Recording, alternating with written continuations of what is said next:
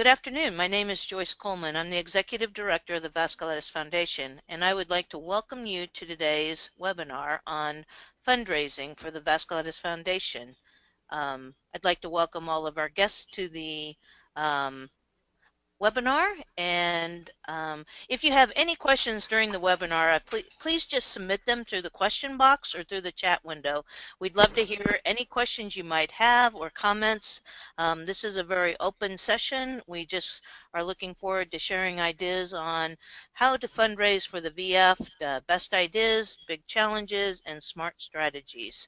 So I'd like to welcome to the webinar, we have Ed Becker, our Director of Marketing, and Kaylin Young, our Network Manager for the Vasculitis Patient-Powered Research Network. We also have Karen Hirsch, who is the Director, or the President of the Board of Directors. We have Nina Adams, who just hosted a fundraising event in March, the beer tasting event. And we also have Brook Hickle, who just on Saturday evening hosted the second annual spaghetti dinner. So I'd like to thank all of you for joining us, and welcome to the webinar. So just a quick overview of VF Fundraisers. We've been doing fundraising for the VF for many, many years, and they've started out as walks, runs, dinner benefits. Years and years ago, one family would have a fundraising event. They would go to the local school track, and they would make their kids run around the track, and then they collected pledges for a couple dollars each, and then they would turn that into the Vasculitis Foundation. And the kids got older and older and started having grandkids, and then the grandkids would start running around the track, and it was always fun to watch the kids grow up. But the fundraising, all of the donations that come in from the fundraising support our programs, our awareness, education, research, and fellowship programs. All of our services are provided through the donations that are raised by the organization's members. So we want to thank everyone who's organized an event in the past and have one planned in the future. So I'd like to introduce Karen Hirsch. And Karen, would you please tell us about the Rally in the Alley? This was your brilliant brainstorm, and you've made it a tremendous success. If you could share your ideas, just give us an overview of the rally, that'd be great. Sure, love to. And all right, so the Rally in the Alley started 4 years ago, and I got together with another board member who lives near me, and we chose bowling as an event that we thought would be great for families of all ages, and just something simple and fun to get together and to raise some awareness. And so we chose a bowling alley equidistant from my town and his town, and it was really exciting to see so many of our family and friends come out and just support us to learn a little bit more about the Vasculitis Foundation and the journey he had with vasculitis and my son has had. So it was exciting. We went to a pretty all-inclusive bowling alley. We used their pizza, their pop, their bowling shoes, and everything. So it was kind of a simple venue, and they even put some balloons on some bowling pins as decoration. So it was just a very simple event to in terms of the venue. The things that are always a challenge in any fundraiser are asking your friends and family to come out and support you, and just getting the word out that you're having an event and promoting it anywhere you can. So we were able to ask a number of people, and also give that information to our local newspapers, and actually had a local newspaper journalist come out and take a picture of us having a great time with our friends and family, and raising awareness about vasculitis and about the Vasculitis Foundation. So our first year, we were very happy. We were able to raise almost $10,000, and we've continued to grow that over the last 4 years and last year. A little bit about what the Rally in the Alley is. It's just a family-oriented bowling event, and we use the venues, the bowling alley's food, and we use the simple decorations of balloons tied on to bowling pins. We just keep it as simple as possible, but we reach out wide and far to all our friends and family and neighbors and ask them to come to the event. And so we've been able to grow it from an event that 4 years ago we raised $10,000, and last year we raised $50,000 by getting more sponsors and having a bigger raffle. So those were our ways of growing the event over the years. But in terms of our best ideas and challenges and smart strategies, in terms of any fundraiser, I echo Brook in that you should choose something you really like to do, a setting you love, or whether it's an event for families or adults only.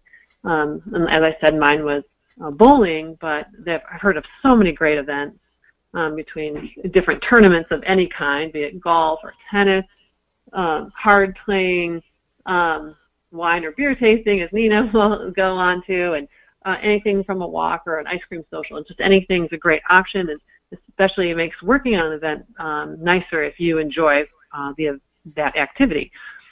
So choose something you love to do. And then I think it's important to raise awareness to include a small educational component. It could be as small as having a great description of the foundation, of your journey, or what you're hoping to do, raise money for awareness or education, research, or fellowship training.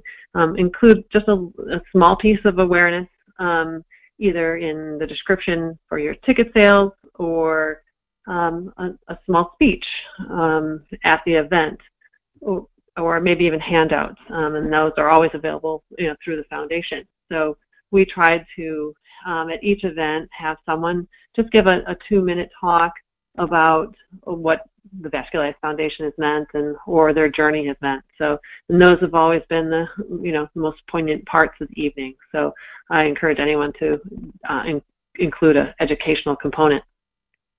Some tips I have about soliciting. That is the hardest part. It is always the intimidating part. But as Brooke said, there are so many people who are so generous out there, and when asked, will respond. And so my rule of thumb was I solicit businesses that I personally use. So the place I get my hair cut, my home insurance agency. I had to buy a new refrigerator last year, so then I asked them if they would make a donation, and they turned around and made a $300 gift card donation. So it was very fantastic that they were so generous. Banks are great places to ask. If you do banking at one institution for 5 years, they may just end up sponsoring your event.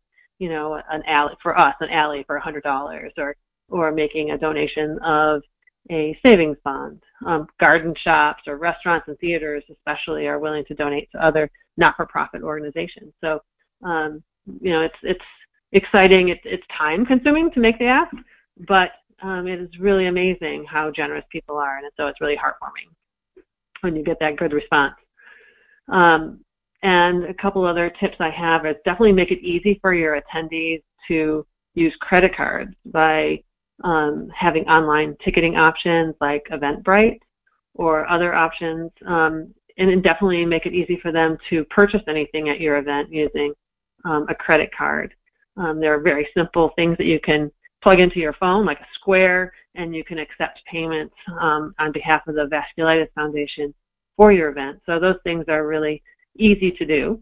And the only caveat is make sure you're really familiar with using that before the event starts, so that all the transactions are really easy and keep your guests going through very quickly, either into the event if they're buying tickets, or on their way out the door if they've bought an auction item. Each year we try to additionally add a little fun element. Sometimes it's the decorations. One year someone put together goodie bags for all the kids. Another year we had a giveaway. The bowling alley said, hey, this year since you're having the event again at our bowling alley, we're going to give you 2 bowling balls, so you can use that as a giveaway. And so people vied for a chance of winning those 2 bowling balls. And then this year, we had a really fun thing, and you can see the results of that, is that my dentist friend sponsored the photo booth and told everyone to smile with their beautiful, healthy teeth. And so everyone got a chance to just go into a photo booth and, take some fun pictures home with them. And then, again, to the volunteers during the event, so that you can, have the best time yourself and talk to all the people and thank them for coming. Try to get some volunteers. And so I had a couple of good sources of volunteers, and those were the local high school service clubs. There are always a number of kids looking for service hours for, to become, to make their requirements for certain groups. And then church group, youth group people, they are also looking for hours. And then I had a couple of friends who said, hey, I don't like the bowl, or I can't afford the bowl. I would love to be able to help you out at your event because I really want to support you. And so I had friends volunteer to do that. So those were all my best tips in terms of making an event run smoothly. Karen, thank you so much. Those are all great, great tips. And Karen failed to mention that she also had the famous singer, the Eye of the Tiger guy. Oh, yes. Jim Peterick was able to open up our event last year. Jason Wadler had met him at another event and asked if he would be willing to come, support ours. And he was so generous and accepted right away. And he was a really fun part of the event, and even gave his guitar for us to auction off. So that was really, really a great part of our event last year. Yeah, Karen, I think that was what I think your event points out is you and Jason are so good about asking people, reaching out and just asking if people, if a company can help or an individual like Jim can help, etc. So I think that's such a great thing. And then you've just learned each year you've added more things. The photo booth, that's a great idea too. What fun for people to have that memory. We always laugh that we don't have great photos of the events, and that's a fun thing that people can just take away with them right then. Right, and it was an inexpensive thing that we got on Groupon, and so there was a Groupon for like $120 photo booth rental for 3 hours, and we had kids in there the whole night, and friends in there, doing their silly pictures, and there were lots of pictures in there with like all those different, hats and glasses and stuff like that, crazy things. And so people just enjoyed having a memory to take away with them. So, very simple thing, but it just added a little bit extra fun. So something new every year. Great. Thank you so much. Any other quick comments, or we'll move on to Nina? Oh, I think that's it. Thank you. Okay, great. Thank you. Thank you so much for all the work you do for the VF. Not only does Karen serve as president of the board, but she helps on all the different committees, and she is very involved in raising awareness for the organization. So thank you for all your work. Oh, you're definitely welcome. It's a fabulous organization, and I don't think there are too many more people committed than parents with kids with rare diseases. So happy to be involved with this organization. Great, thank you.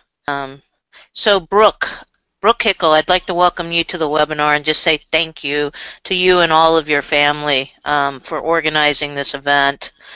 Brooke lives in Auburn, Washington. She and her husband ranch. They're ranchers, and Brooke is this amazing person who, I don't know, she raises 3 kids, she runs a farm, and she plans all kinds of activities. So Brooke, welcome to the webinar. And would you like to tell us about the spaghetti Western dinner? Oh, you bet. Yes, thank you. I think I'm just surrounded by amazing people that always make me look better than I am. So I can't really take credit for most of what I do. So our spaghetti Western dinner, we used the ranch theme, which is why it was called the Rocking Bar H Spaghetti Western Dinner, because people in our area are familiar with our ranch name. And we decided to host our first event last year because it was the 5-year anniversary of my husband's diagnosis with Wegener's. And you know, it just kind of all fell into place as far as, you know, the theme. Being Western, we have a little Grange Hall that sits about a half-mile from our house, and just seemed like the perfect venue to have something like this. You know, we live in a smaller community, and people in our area tend to be very generous toward good causes, and so it just made sense to have a fun, low-key kind of night that we could raise some money for the Vasculitis Foundation. So anyhow, so our second annual dinner was just this past Saturday, and so I'm still working on some follow-up from that. Our first event last year, we had about 175 attendees. This year we had 125. It was a bit difficult in finding a weekend that was not already filled with other fundraisers, to be honest with you. This is a busy fundraising time of year. But even at 125 attendees, it was just so much fun. And I always feel like God brings the right people to those things, and He certainly did that this year. So we raised about $12,000 at the event, and the way that we raise money is through ticket sales. Adult tickets are $50 a person. We don't advertise children's ticket sales, but when people call in and ask, those are $25 a person or a child, and then we do a $150 cap for families. We had a team of about 10 volunteers that worked to make the whole thing happen from start to finish, and I just put the planning began about 2 months before the event. I wouldn't recommend planning to begin 2 months before the event. We had everything fairly in line because we kind of did a repeat of last year. So we were able to use the same marketing materials with updated information, the same venue. I used kind of the same team of people to do a lot of that. So we were a little late on the planning. I would do that sooner next time, absolutely. And looking ahead to next year, we're already thinking about that. Getting save the dates out ahead of time would be important. And then, of course, I have there, my biggest challenge was timing around other events in the community. It forced us to reach outside of our normal invitation list. And I do just have to say, you know, when you're in a smaller community and are drawing from a smaller crowd of people, we actually had a young man in our community pass away the weekend before our event, and so that it pulled about 10 to 15% of my attendees from that event because they were surrounding the family with a bunch of supporting things this last weekend, and that was right where they needed to be. So even with the smaller group, it was amazing. One thing that I want to say about our event, you know, and just in general, it's not just about raising the money as it is about raising the awareness. And we had a really cool thing happen. A girlfriend of mine has a friend whose dad has Wagner's, and they're hairdressers that worked in the same salon 5 years ago. Here in the last 6 months, they reconnected and started talking again. And when my friend heard that her friend's dad had Wagner's, she said, "Boy, I recognize that name. I think that I know somebody who has that same disease." And anyhow, long story short, that man ended up coming to our event.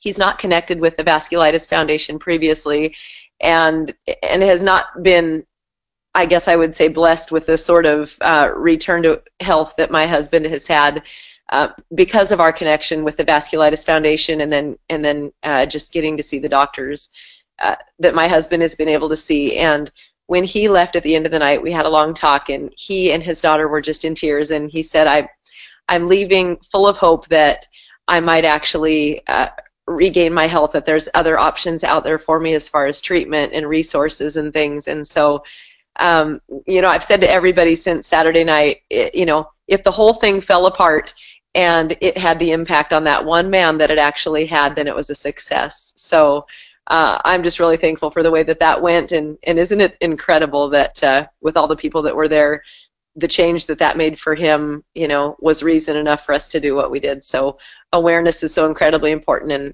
that was brought to my attention this year. Brooke, so I guess yeah, Brooke, that is an amazing point, and I'm so glad you brought that up.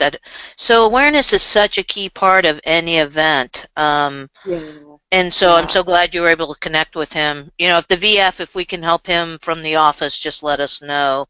Oh boy, he will be reaching out to you this week. He left with brochures in hand, and you know, we had Vicki Wertman there, who was also, you know, has been very involved with you guys over the Oh, years yes. since her daughter Brianna's diagnosis in the early 2000s, and so Vicki spent a lot of time talking with him as well that night. So, you know, we had 3 vasculitis patients there at the dinner, and that was a very cool thing that they could come together and, you know, share, you know, with each other's stories. You know, I mean, they've all got some, you know, something that ties them together that the rest of us in that room didn't have, and that was very meaningful. Right. Yes. So when you said that you would recommend planning not start 2 months, do you think like Yes. a 4-month time period is better, or what are you thinking? You know, I think that it depends on the time of year. For this area, for me, holding the event in May, which is what we will do again next year, because it falls after kind of a heavy fundraising push, which happens around here in March and April, and then before the summer when everybody is taking off and doing their, you know, their vacations and stuff, we will begin to send out save the dates the first of the year in January this next year, so that people get it on their calendar. And then a lot of our planning can still happen. Well, I shouldn't say that. I will be sending out save the dates in January, and I will also be sending out some donation request letters in January, because a lot of local, not even local businesses, but even larger businesses begin to do their planning for giving at the beginning of the year. Right. I was thinking we've really been exploring sponsorship and how can we get help our event organizers get sponsorships Yes. or You know, donations from their local businesses. And it's really a personal touch, don't you think? yeah, it is. It absolutely is. It's really amazing how much is out there. And, you know, I do have, because I work with other fundraisers, sometimes people will say, "Ooh, I'm just not good at the ask." You know, really, nowadays, you know, so much of that can be done online. You know, I send out a personal letter from us, as well as the letter from the Vasculitis Foundation, saying that this is an endorsed event. And, you know, businesses tend to reply via email. So none of it, you know, in many cases is even personal contact. If you're looking for sponsorships and donations, there's a lot of money out there that is available if you hit businesses at the right time. And so, you know, we just do a couple of small raffle tables, a $5 raffle table and a $10 raffle table. People actually come to me and say, "Hey, what can we give?" So I haven't had to go out and ask for much, but I like to keep what we have available there high quality and something that people are really going to want. And so, you know, if you have sports teams in your area, professional sports teams, they are so willing to give to this sort of organization, because a lot of my other fundraising involves my church and Vacation Bible School. You know, it's hard to get donations from a religious or to a religious organization because you know, businesses have a lot of limitations on what they'll do there. They don't, you know, they don't want to favor one over the other. But healthcare sponsorships and donations are so readily available that, you know, it's just amazing what's out there, from, you know, whether it's travel, you know, airlines, hotels, you know, destination type things, fun family events and activities, you know, like I said, sporting events, you know, major league teams and even college teams are so willing to give that. But I think reaching out to them early, you know, a lot of times those organizations will have, you know, a minimum of 60 to 90 days in advance of your event that they need to get the request in. So need to factor that into fundraising if you're looking for that sort of thing. Yeah, very good points. And then with your 10 volunteers, did each person take their own area, or how did you break out the work or the planning?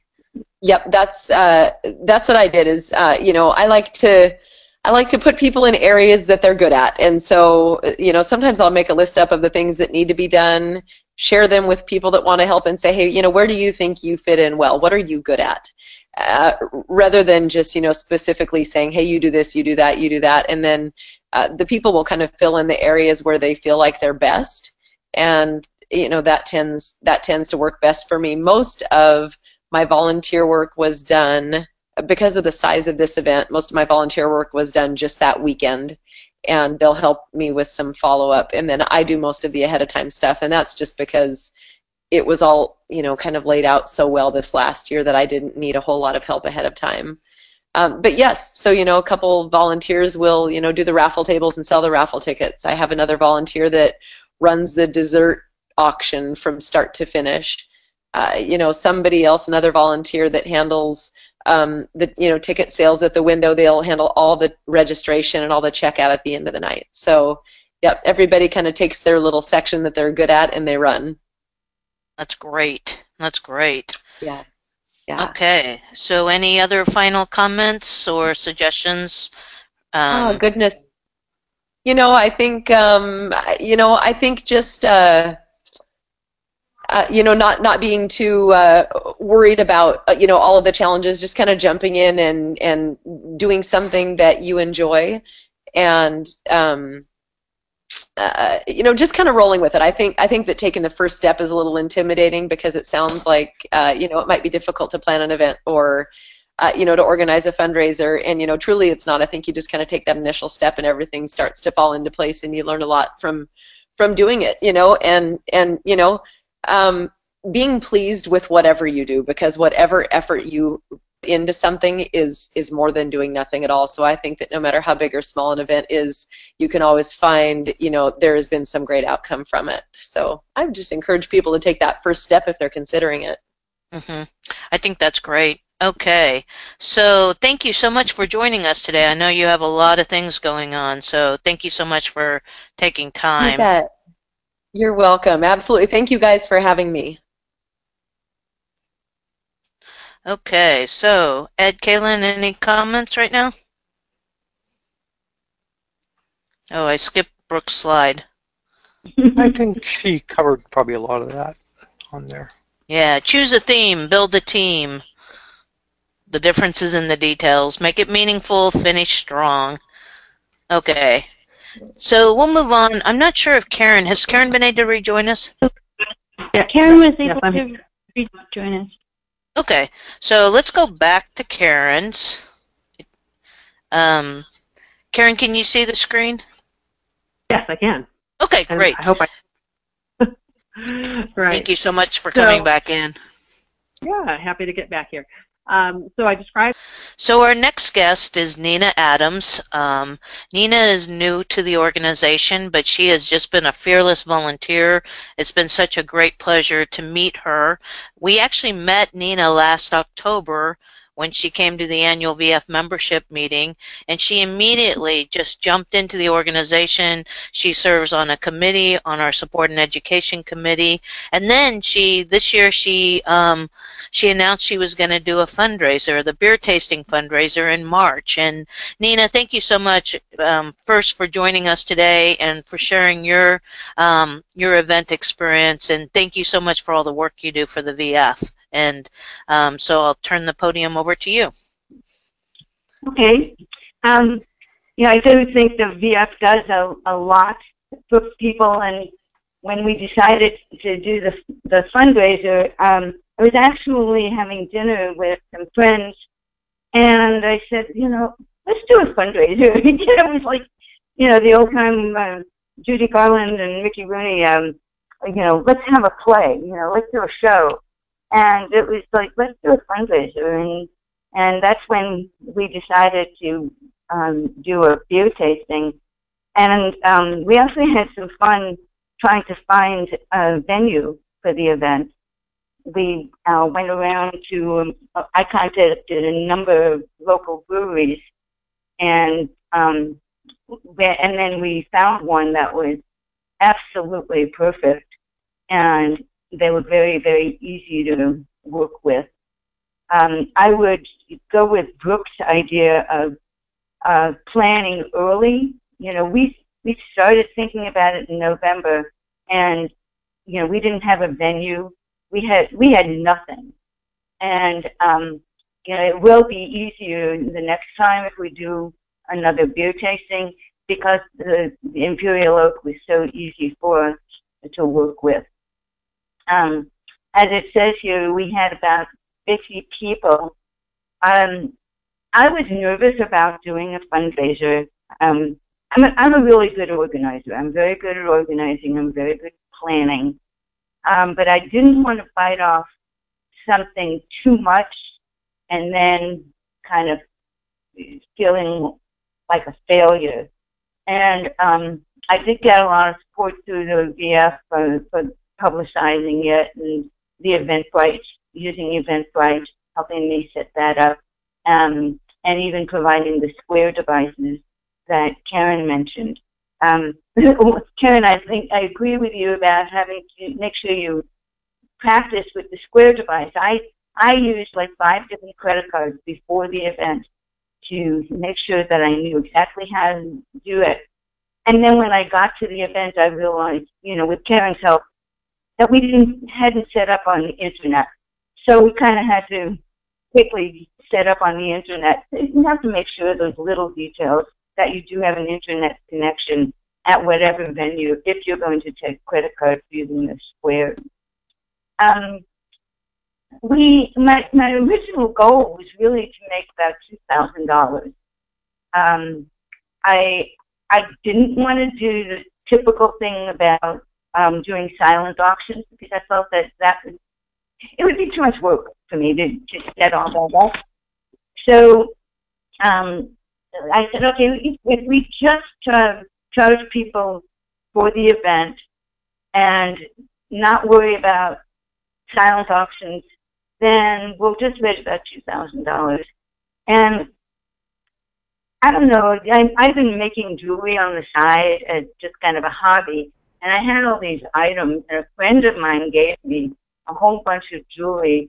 So rather than us doing a silent auction, we decided just to sell the jewelry for a donation, and we had suggested minimum values. And that was really a kind of a fun thing to do, and it was pretty easy because I had all this stuff, and it got people up and around and walking around. We also had a great band. I know a guy who has a small band, and they donated their services. So there was very good live music. And the other thing we had was great homemade food. One of my key volunteers is a real food person, and I asked her if she would just kind of coordinate the food, and she said, if you want me to coordinate the food, I will take over the food. I'm not just coordinating the food. So she took that on, and that was also a big success. I think our key learnings is, Joyce, what you just mentioned about, and just asking for donations. I got a little frustrated. I went out to the local grocery stores where we shop, and I asked for food donations or donations, and all of their policies will say that they will only support local organizations, and since VF is a international organization, they wouldn't support it. And so that was a little disheartening. So if you're going to do something, you have to really decide, are you going to look for donations? Are you going to have a silent auction? Are you going to have a raffle? We weren't planning on having a raffle, but then a friend of mine contacted me and said, well, your raffle baskets are available. And I said, it is? And she said, yeah. I didn't even ask her for one. She provided this $120 raffle basket for us, which was very nice. I believe I have another slide. Do I? Yes. And Nina, can you explain what happens at a beer tasting fundraiser? Were you in a room at the Imperial Oak, or were you in the general area, or how did they work that? Okay. We were really lucky. They were doing an expansion, and we had a semi-private room, and I'll get into that in a second. And I mean, they were building on a new room, and they actually opened it like a month before our event. So it was perfect. It was brand new. It was nicely decorated, high ceilings, a lot of light, very bright, very cheerful. They did have one TV back in a corner, but they muted the TV so that we could hear the music. We were able to use part of the regular, facility as well, because it got a little crowded in our room, even though theoretically it would have held, 50 people. It was a little crowded, but they were really good to work with, and we just kind of expanded as we needed. And the way we did it, Imperial Oak does different craft beers every week. So they have a different selection every week. And everybody got, I think it was 4 3-ounce tastings of their choosing. So they could just go up to the menu items, look at the items, and pick 4 from the menu. And so it wasn't a structured tasting like many wine tastings are. It was more unstructured, come and just taste these really good beers. That sounds really nice. I was thinking of the wine tasting where everybody tastes the same one and then they move to the next one. So that sounds really nice. We actually had looked at that as an option, which gets me to the next piece. We considered holding the event in my home, but we would have had to limit the number of people. And the person, I was looking for somebody who could do that kind of beer tasting where, everybody tastes beer 1 and you talk about it, and then everybody tastes beer 2. But I would have had to pay him, and then we would have also had to pay for the beer. And the beer would have come at retail price. So my goal was really to make more money for the VF, not buy beer. And Imperial Oak, we did have to pay for the beer, but they gave us a very good price for all the beer. And they didn't charge us a premium for their premium beers. They charged us the exact same amount, no matter which beer people chose. And it was interesting because, as I said, we did have contact a few breweries, and none of them just never got back to me. And this one is not that far from us. And people had talked about it and the beer, and we just kind of went down there and looked at it and met with the manager, and he was just so easy to work with. It was just it was just easy. Once we had the venue set, it was pretty easy. Although I get really nervous, I have to say.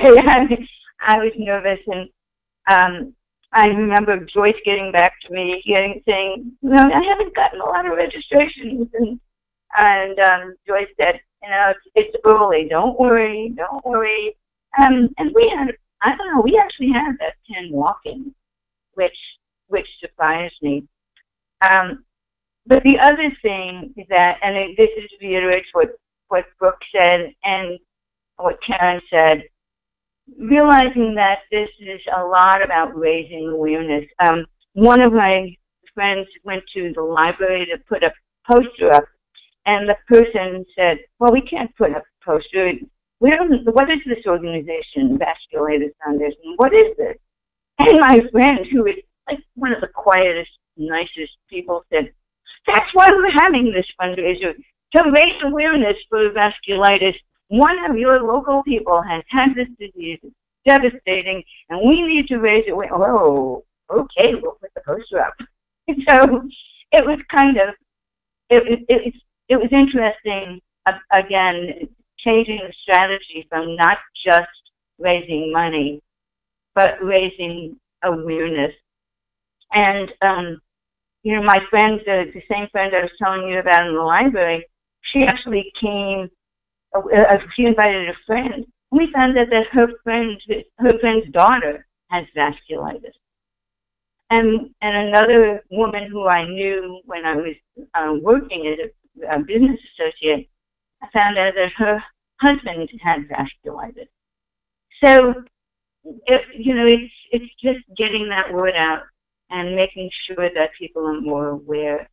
The other thing that was interesting, I think we only had 2 people who attended who found out about the event through the VF and Facebook and all of the great media that Ed did.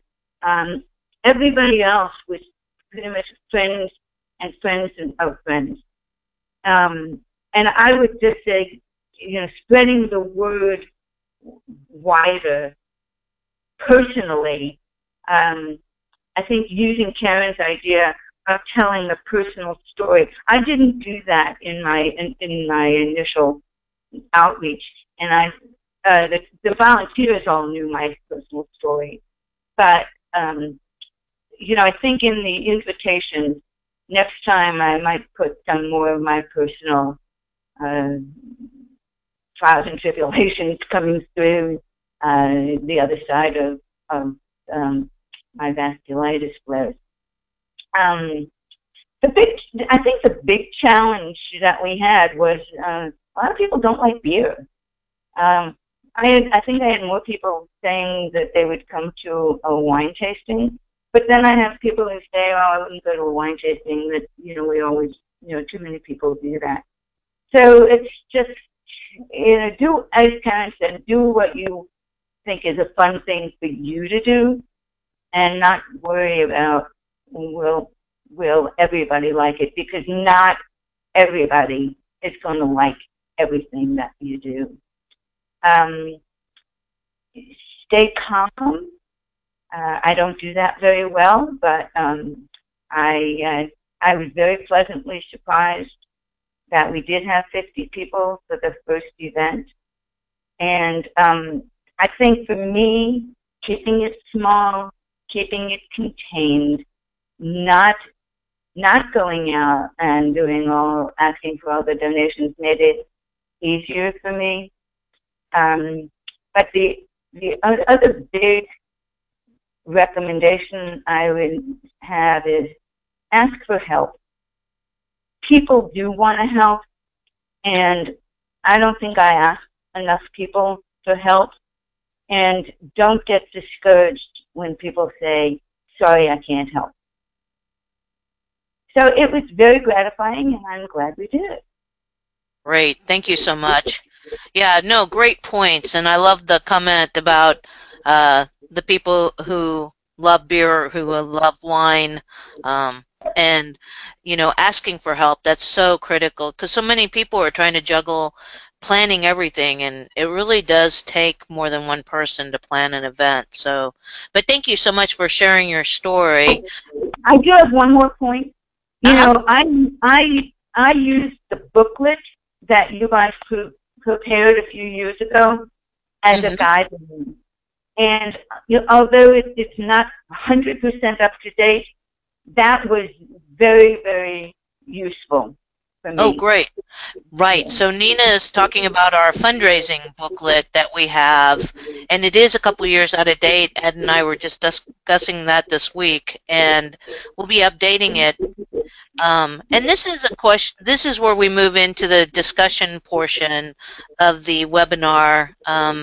We kind of wanted to give people a chance. If you have an idea for a fundraiser, what would you do next? And it's really simple. If you want to organize a fundraiser, just email or call the VF office, and we will be happy to work with you to plan the event, walk through how it the steps of planning an event, how to promote it, how to organize it, and how to ask for donations, etc. Part of this webinar was to give people the confidence to go ahead, make the jump, organize an event, and not just think about what you can do. So as Karen and Nina and Brooke all said, do something that you like.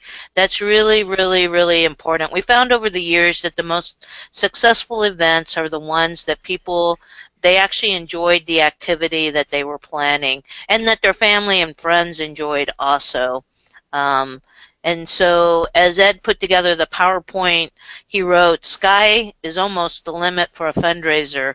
We've had some very creative events, from people walking, running, jogging, to hiking. We have a person hiking a trail this fall to raise money. We've had people who've rafted things, rafted rivers. You know, anything is anything is doable. Another point: use your talents and experience to your advantage. You know, what are you strong at? And then recruit in the volunteers that can fill out what, if you're a great organizer like Nina, who can help you maybe in the promotion aspect of it or something like that. So surround yourself with volunteers who can help you with the areas that you're not quite as comfortable in. So all you have to do is contact the VF, and then we will get back in touch with you and walk you through it. Over on the screen, you can see our fundraising event planning handbook. That walks you through it one by one.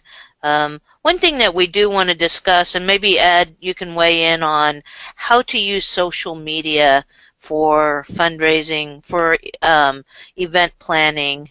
If you could just speak to that for a few minutes. Sure. So, I mean, most people at this point these days have a Facebook profile and use Facebook. So certainly we found that, if you aren't yet in the VF's discussion group, I would say that's the first best place to be, because we have nearly 5,000 people in that group, and there's probably a good bet that some percentage of them are going to be interested, maybe live near where the event's going to be. And so I would say, join the Facebook group, go in and just promote it. You maybe 2 or 3 times a week. If you want to just send a little message around, you can give the link to your event. It'll be on the VF website. When you decide to do an event and it gets set up, we actually set it up in the event section of the website.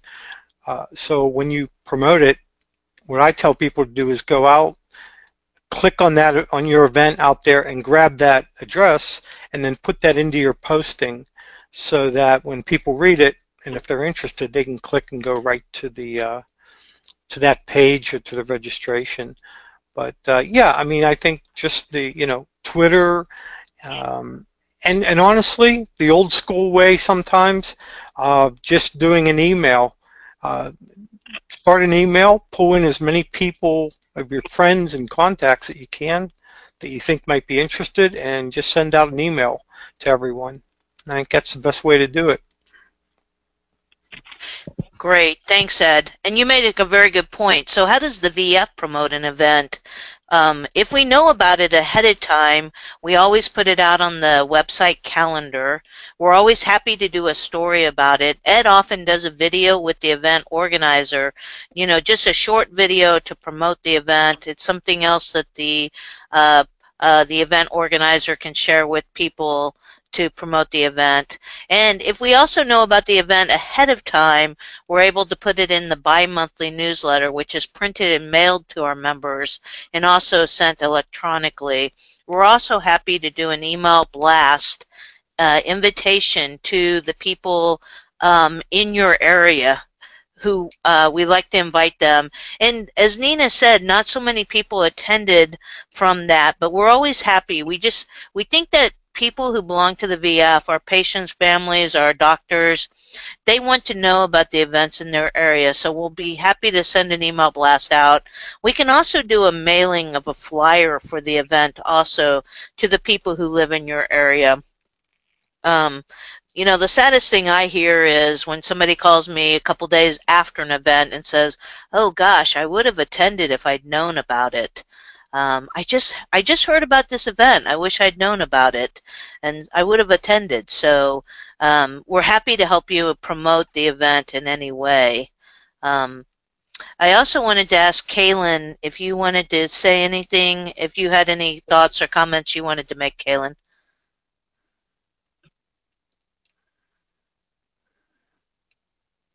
Oh, we may have lost Kaylin. Kaylin, I think you're on mute.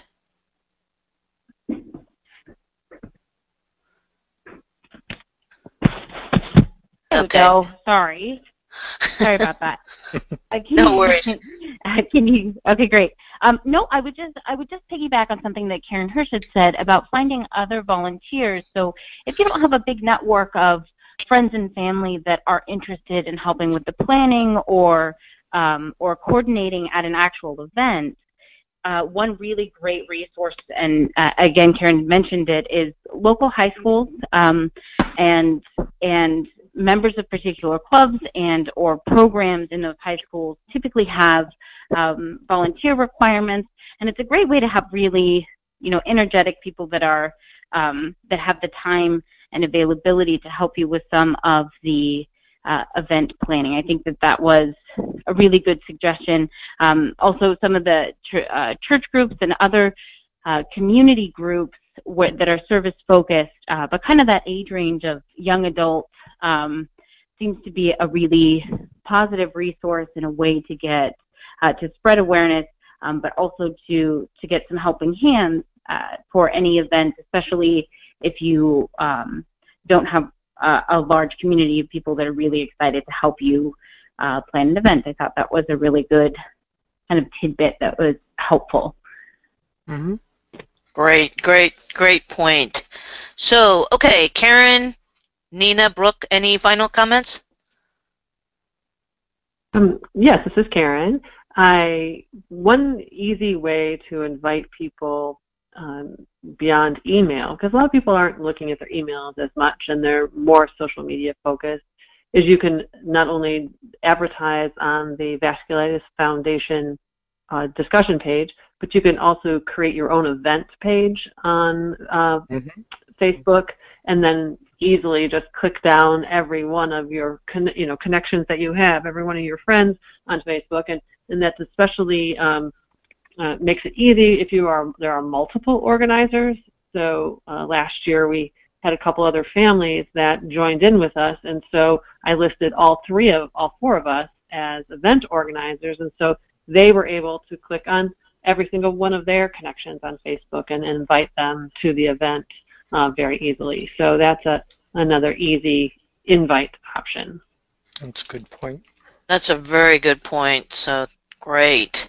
Nina, any final comments from you?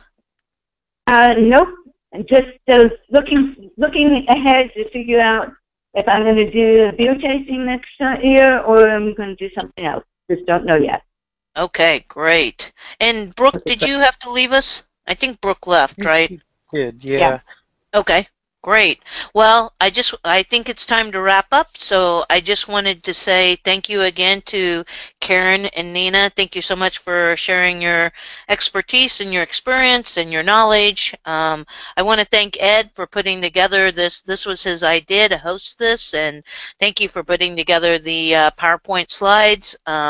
And Kaylin, thank you for all your help and suggestions. So again, if anybody has any questions or wants to organize an event, please contact the VF at vf@vasculitisfoundation.org or by phone 816-436-8211, and we'll have all that information on the final PowerPoint that we put out on the website. So thank you again, and I wish everybody a good afternoon. Thank you. Good job. Thank you. Thank you.